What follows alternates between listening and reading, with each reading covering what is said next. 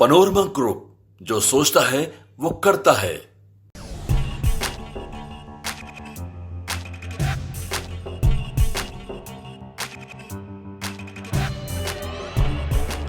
नमस्कार, आप देख रहे हैं न्यूज फॉर नेशन और मैं हूं प्रियदर्शन।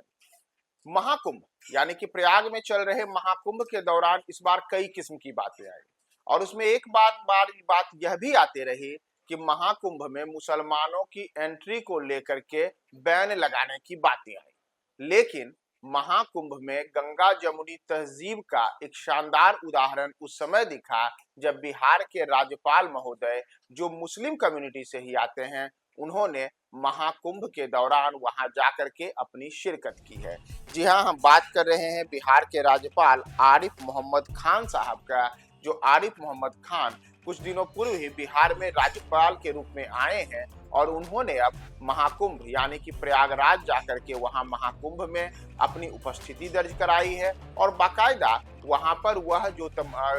मौजूद हुए थे तो उस दौरान उनका उचित आदर सत्कार किया गया और साथ ही साथ वह वहां पर अलग अलग किस्म के जो वहां पे तमाम संत थे उनके साथ मिलते जुलते भी दिखे हैं। दरअसल आपको बताएं कि जो बिहार के राज्यपाल आरिफ मोहम्मद खान हैं, वह महाकुंभ में शामिल होने के लिए प्रयागराज पहुंचे थे और प्रयागराज में उन्होंने गंगा किनारे ही परमार्थ निकेतन के शिविर में स्वामी चिदानंद सरस्वती के सानिध्य को प्राप्त किया और फिर अरैल घाट पर जाकर के गंगा आरती में भी वे भाग लिए। तो ऐसे में जब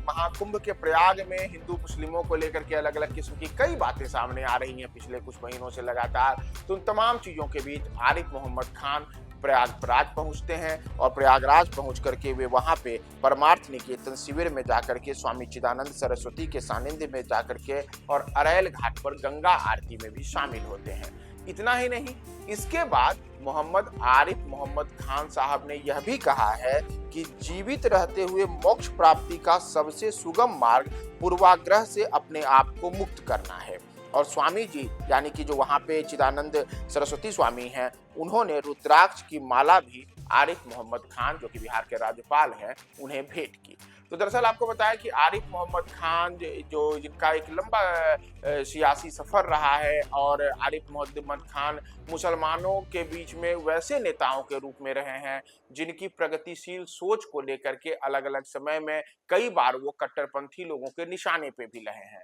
चाहे शाहबानो प्रकरण का मामला हो, जिसे लेकर के उन्होंने तत्कालीन जो केंद्र सरकार थी उसके खिलाफ भी विद्रोह का बुकलबिल फूका था, या इसके बाद भी कई ऐसे मौके आए जिन मौकों पर उन्होंने अपनी ही कम्युनिटी के कई जो रीति रिवाज होते हैं, कई चीजें होते हैं, चाहे 3 तलाक हो, चाहे अन्य मामले हों, उन तमाम चीजों पर आरिफ मोहम्मद खान ने कई सवालिया निशान खड़े किए थे। और इन सब के बीच भारतीय जनता पार्टी में भी आरिफ मोहम्मद खान बाद में आए और उन्हें बाद में केरल का राज्यपाल बनाया गया था। केरल में भी उन्होंने काफी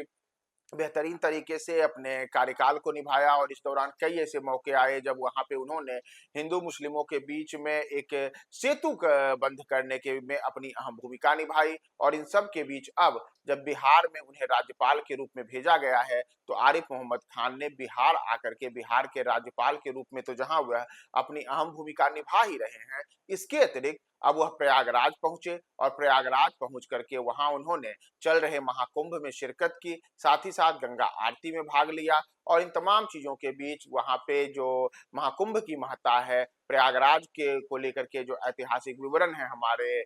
शास्त्रों में, उन तमाम चीजों के को उल्लेखित करते हुए उन्होंने इसे मोक्ष प्राप्ति का एक अहम स्थान बताया है। तो मोहम्मद आरिफ खान, जिनकी तस्वीरें अभी आप अपने स्क्रीन पे देख रहे हैं, वह महाकुंभ में पहुंचे थे और महाकुंभ में पहुंचने वाले वह उन गिने चुने लोगों में शामिल हैं जो मुस्लिम कम्युनिटी से आते हैं। हालांकि वह वहां पर पहुंच करके और महाकुंभ में शामिल होकर के महाकुंभ के जो पुण्य को कहते हैं प्राप्त करना, उस पुण्य को प्राप्त किया है। तो बिहार के राज्यपाल मोहम्मद आरिफ खान के